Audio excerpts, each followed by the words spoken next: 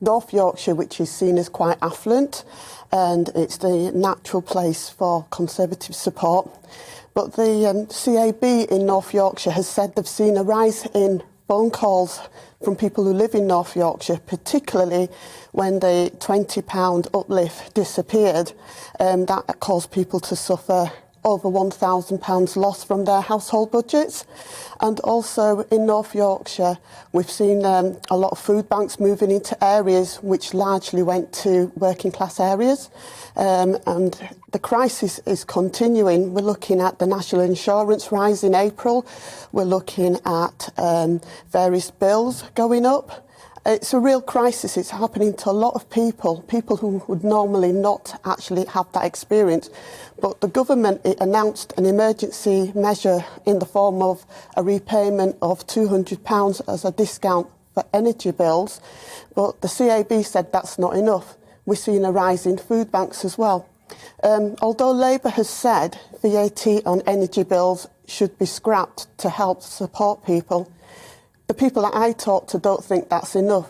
They want to hear Labour have more voice and say more about the crisis and how it's going to support them. And this feels like a time for Labour to show that they're supporting working class families and families that are struggling. And also what was interesting was a survey by Zoopla showed that rent in Yorkshire is going to go up by £50 a month.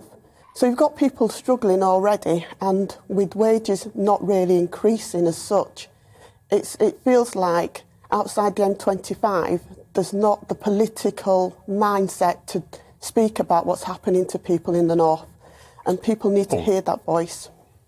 Paul, I suspect some people inside the M25 would say, but wait a minute, the cost of living is a good deal cheaper in Yorkshire than it is inside the M25.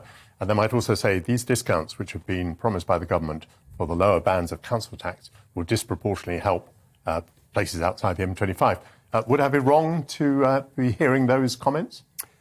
I mean, technically that may be true, but I think the danger is that we create an artificial divide in some respects. I mean, there's no question that I think in many respects people in if you like, the more provincial parts of our country have it harder in terms of the financial difficulties that they face. But across the board, I mean, the squeeze on pay is the worst for 200 years at the moment. Real wages are falling for ordinary working class people.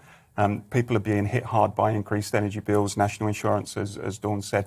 And as a society, we need to find a way to get out of that. And my fear is that if we just slow wage growth in this way, we're going to hinder the economic recovery and make things worse.